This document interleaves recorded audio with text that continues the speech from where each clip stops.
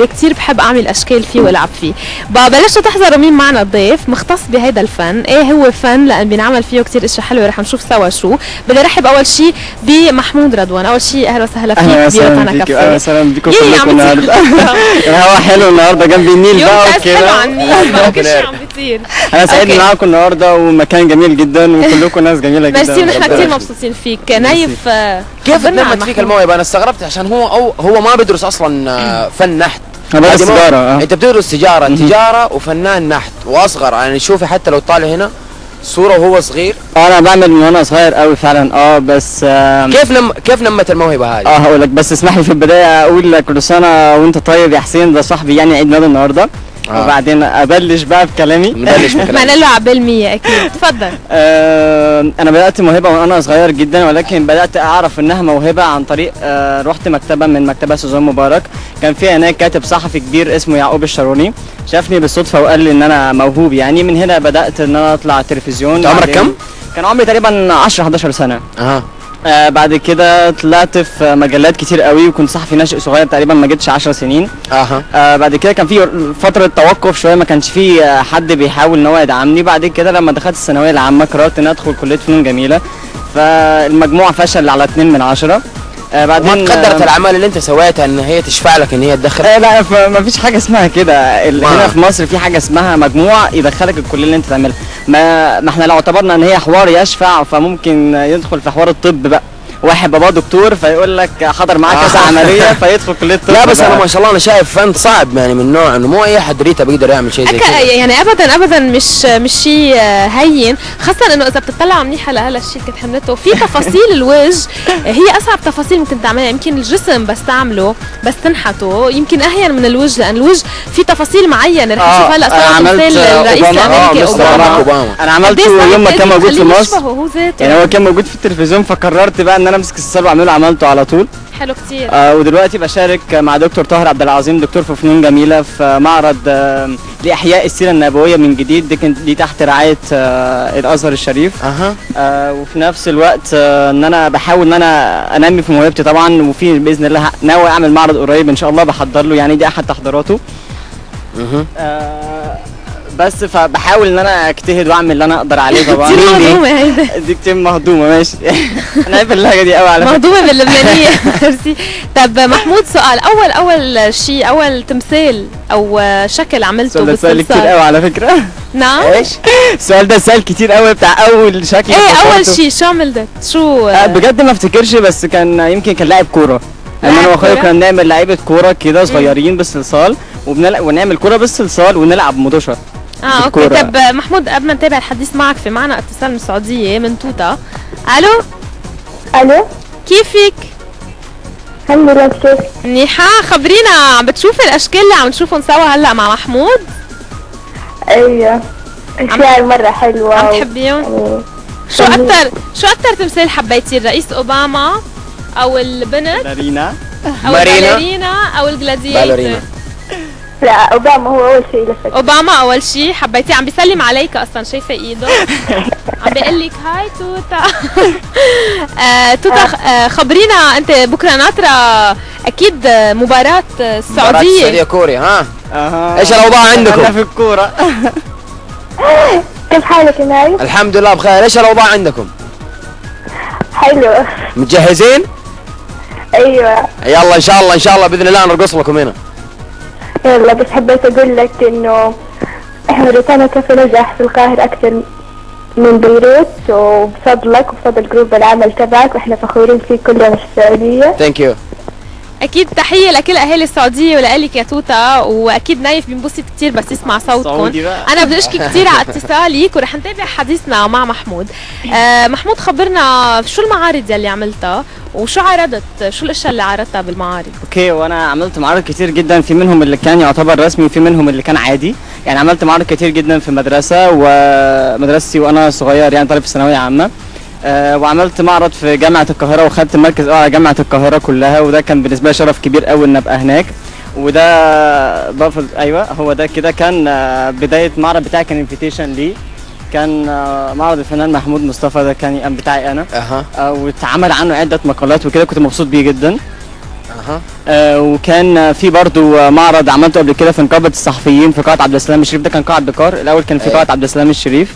وعملت معارض كتير جدا، كان في كوبريشن بيني وبين دكاتره فنون جميله في حديقه الجزيره. طب انت ما شاء الله بتقول انه في بينك وبينهم كوبريشن مع دكاتره الفنون الجميله، طب هذا ليش ما دخلك؟ يعني انت انسان تحتاج انك انت تنمي الموهبه دي عن طريق دراسه، ليش ما بتدخلها؟ بص اكيد كان في يأس كبير جدا بالنسبه لي لما فشلت ان انا ادخل كليه فنون جميله، ولكن الحقيقه ما وقفتش. بعد دعم في فنون جميله من الدكاتره كلهم، دكتور صلاح منيج رئيس الاداره المركزيه للمتاحف والمعارض، غير دعم اهلي بابا وماما ان هم بداوا بقى فاهم يصرفوا اكتر على الله الشغل، يخلي لهم يا رب. طبعا ربنا يخليهم يا رب. فاهم، فده كان شيء بالنسبه لي محمس جدا. فدخول الكليه في الحالتين او عدم دخول الكليه فربنا وفقني ان انا عرفت الدكاتره اللي قدرت تساعدني وقدرت تساندني صح قوي يعني. محمود، سمعنا خبريه انه ما بتحب تبيع التماثيل اللي بتعملها. ليه؟ عرفت منين؟ عرفنا من العصفوره، العصفورة. دايما العصفوره. فين ايوه. ليه؟ بصي هو الموضوع مش ليه، بصي احنا في مصر مجتمع طبقي شويه، يعني متعدد من كذا طبقه، فمستحيل انك تعملي تمثال. دايما انا بعتبر ان تمثال بيعجب مثلا الطبقات كلها يعني، فاكيد مش ممكن انك تحطي مثلا ثمن ينفع الطبقات كلها، لازم يكون ثمن انت بتحطيه حسب المجهود اللي انت عملتيه، مش بتحطي الثمن. وانت ما بتقدر تثمن الاشياء اللي عم تعملها، مظبوط. انا رغم ان انا في كليه تجاره، ولكن تفكيري يعني مش تجاري في الموضوع كمان من التجاره ومن الفن يعني. مفروض بس انا مش بحس ان ده مسؤوليه. وبعدين زي ما اقول لك ان الدعم دعم اسري فقط لا غير، فدايما هتلاقي ان في ليه حدود، لا دايما هيبقى في تطوير بسيط مش هيكون كبير، لكن باذن الله انا لازم الاقي حد يرعى الموضوع، لان انا ناوي او بحلم له بشيء اكبر من اللي هو فيه كده يعني. عرفنا عم تشارك هلا بمسلسل صلصال للاطفال، حكينا عن هالمشروع. كيكي حاضر عنه. انا كان وانا صغير كان في عندنا مسلسل صلصال اسمه مشهور قوي، اسمه قصة الانبياء. كان حلم اي طفل في مصر او في العالم انه يتفرج عليه اصلا يعني. فتخيل ان انا كنت ممكن اشارك في عمل زي ده، بس عشان كان سني صغير فكان صعب شويه ان انا اشارك فيه. شاركت في مسلسل قريب. طب المسلسلات دي لما بنصورها دي بتاخد وقت قد ايه؟ يا دي قصه كبيره، دي قصه ثانيه خالص. بص انا هحكي لك بس اقول بسرعه. بس الاول كنت دخلت في مسلسل صلصال، وبعدين ري وسكينه الخامس. ري وسكينه، انت سمعتك قلت ري وسكينه، اشتركت في المسلسل بتاع لا اسمه فارس القمر الخامس. فارس القمر الخامس. بعد كده المسلسل بص بيتعمل ازاي. الاول بيترسم الشخصيات على الورق او على 3 دي على الكمبيوتر.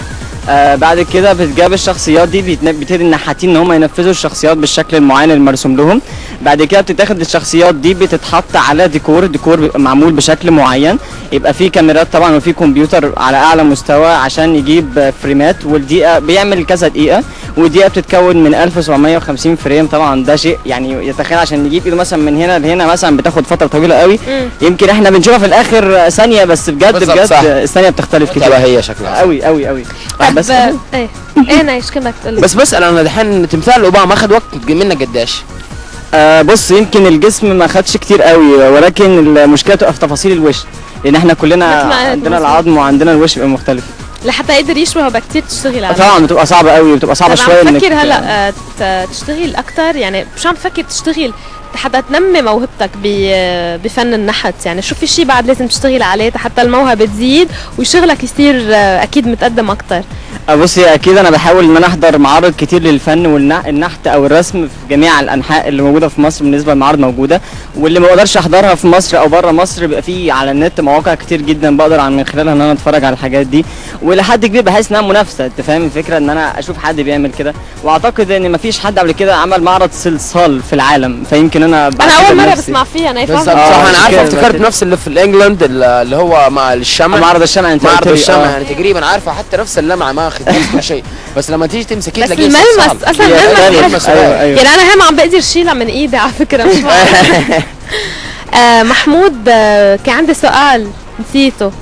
ايه هلا فقت. قديش بتحس انه بمصر عم بيشجعوا المواهب الشابه، المواهب الجديده؟ من وجهك تطلع من وجهك. لا بس ابغاك تتكلم لا هقول بصراحه. لا اقول بصراحه عن جد، واذا عندك نداء توجهه او شيء، لان شغل حلو كتير. هو يعني مش نداء. هو بص انا هقول لك حاجه، هو في ناس كتير جدا موهوبه في الغنى وفي الرسم وفي النحت وفي جميع المجالات في مصر، ولكن هي في مشكله واحده بس، ان احنا بنلاقي الموهبه للاسف عدم وجود اي رعايه ليها، ويبقى مشكله كبيره جدا انك تلاقي موهبتك رعايه. بتلاقي انتقاد بدالها، بيجيك انتقادات.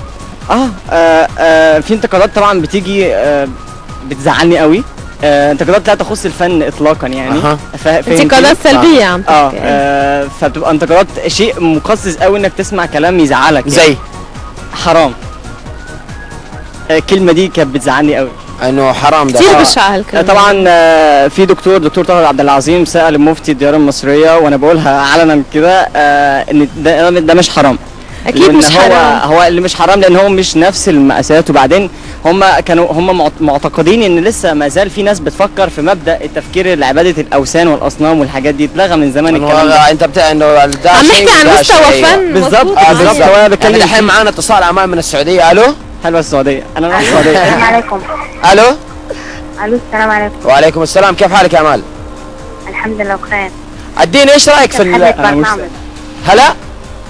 انت اللي محلي في البرنامج. تسلمي والله تسلمي. اديني رايك طيب في التماثيل اللي انت شايفاها قدامك دحين.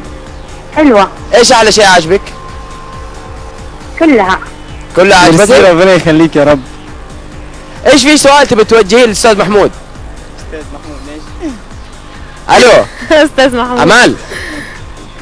اماني ميرسي كثير على اتصالك. هنبلش بالحديث بعد ما قطع الاتصال التليفوني. حنبلش يلا صار عم بيحكي لبناني. خجلتني صار لازم اتعلم مصري انا كمان. محمود، شو احلامك وطموحاتك الفنيه للمستقبل؟ في طموحات كتير. اولا اول واحده فيهم ان انا اعمل فيلم صلصال، مش مسلسل صلصال، فيلم يتعرض في السوق والناس تتفرج عليه وتدخل سينما. ايوه حلو ان شاء الله خير. بتمنى لك انا كنت وفي حلم تاني ان انا يبقى ليا سفينه بتعدي من مصر من اولها لاخرها، يكون فيها معرض دائم بالنسبه للفن، نحت، صلصال، رسم، غنى. فكره كثير حلوه هيدي. كثير حلوه بس يعني انا عن جد بشجعك تشتغل عليها، وانا من اول مشجعين لك عن جد. كثير حبيت شغلك. وهيدي بليز نايفها الي ما طقشتني اياها. هيدا حكيتها معي. غنى كلها ما بقى عندنا وقت، كان بدنا هيك شو هيك تفرجينا كيف الطريقه اللي بتشتغل عليها بالصلصال. بس خلص وقتنا. محمود للاسف كان عبالنا، يعني ان شاء الله بنشوفك بعد مره ثانيه بروتانا كافيه. كل التوفيق اكيد لك. انبسطنا كثير بوجودك معنا. بنتشكرك جدا جدا جدا يعني على هذا العمل الرائع. كيب جوينج، انت شغلك زي الفل. بسم الله. وانا سعيد جدا، واعتقد ان انا هبقى من رواد روتانا كافيه لانه هو جميل جدا. جميل جدا جدا. يا ريت حبيبي. احنا بنتشكركم ان شاء الله، ويا ريت انه تكون حلقتنا خفيفه عليكم اليوم. ما هيك ريتا؟ ما هيك نايف. خلاص انا بدي احكي لبناني هلا. يلا لا عم تخجونا. بدي اتعلم سعودي ومصري. رح على لبناني. من اللبناني والسعودي. على اللبناني بيقولوا انه هلا عنا بريك. بعد البريك حلقتنا رح تتابع وصلت لاخرها. تابعونا بعد البريك. اوكي.